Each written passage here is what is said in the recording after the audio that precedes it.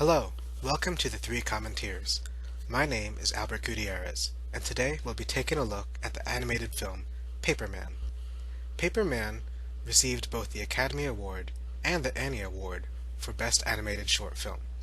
It premiered at the Annecy Film Festival in June 2012 and was released to theaters November 2nd with Wreck-It Ralph, a feature film by Walt Disney Animation Studios.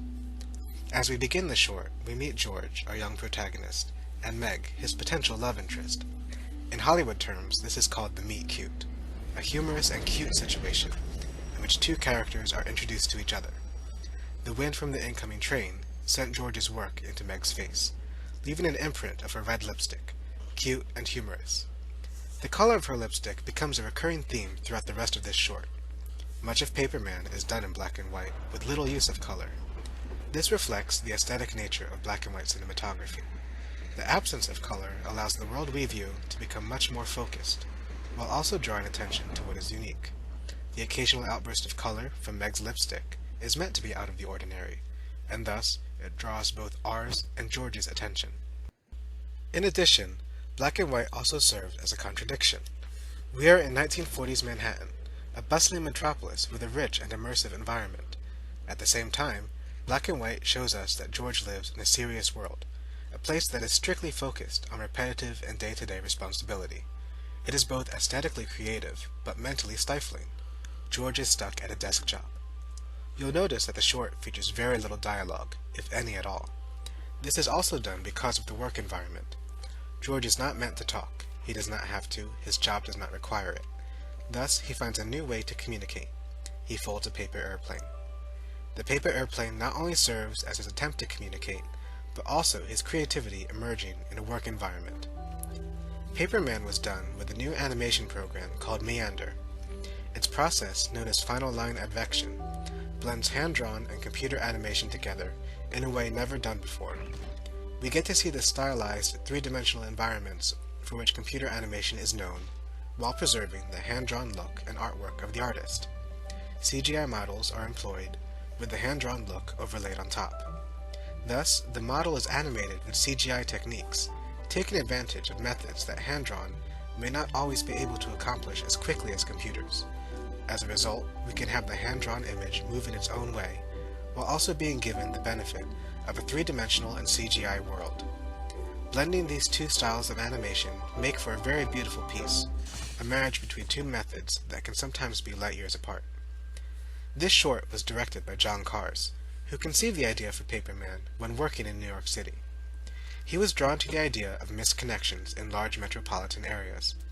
In recent memory, such ideas were also utilized in other short films, such as 2008's Signs by Patrick Hughes, and in 2006's Quai de Seine and Place des Fêtes, both from the anthology film Paris Je t'aime. Here, we see how Disney handles such a story, infusing it with a touch of their own Disney magic. The character designers for this short were renowned Disney animator Glenn Keane and newcomer Seung Kim. We can see Keane's hand in this film. The styling of Meg is very much reminiscent of other Keane characters, notably Ariel from The Little Mermaid and Rapunzel from Tangled. Likewise, Kim's designs for George harken back to the tall and lanky Roger from 101 Dalmatians, a film that also heralded new and avant-garde looks for Disney animation. The Xerox process used in that film allowed the animator's work and lines to be transposed directly to the cell for animation. At this point, we reach the crux of the film. In frustration, George has thrown the paper airplane one final time. His energy now fully spent, his final throw becomes the moment when everything begins to come together. The paper airplanes will begin to come to life, and they will follow George. Earlier, when George was throwing his airplanes, and later, when the planes followed George, the music took on a Mickey Mousing quality.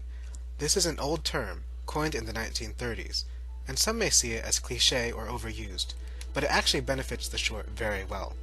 To Mickey Mouse the music is to have it directly correlate to the actions of the scene, sometimes to mimic the motion of these characters. It was often used in Disney's animated shorts like the Mickey Mouse series and Silly Symphonies in the 1930s. These shorts often used music as a very strong narrative. The music of Christoph Beck not only mimics the action, but serves as the next form of communication. The audience is allowed to see and hear the hopefulness that the paper airplanes are bringing to George and Meg. They will meet, and the music is building up to that moment. The lipstick paper airplane is taking the lead. He's finding his way towards Meg to grab her attention. When it flies away, Meg will follow. This is a contrast to the paper airplanes taking control of George. Meg follows of her own free will. She wishes to see where this paper airplane will take her. George has no choice. At least, he believes he doesn't. Because he created these planes, he gave them life, so to speak, and he is indirectly leading himself back to Meg. When we see George on the train, a young boy stares at him. This shot, while not in color, could perhaps be a reference to the 1956 short film The Red Balloon by Albert Lamouris. Much like Paperman, the red balloon provided a whimsical look at how an everyday object can come to life. As George and Meg meet on the same platform from earlier, we see they are away from the city, and thus able to carry on in a world that is not so focused. The wind stops blowing, the paper airplanes fall.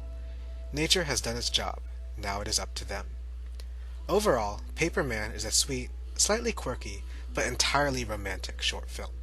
It shows how magic can still exist in a sprawling and mechanical world, thus becoming a modern fairy tale that is both timeless and contemporary.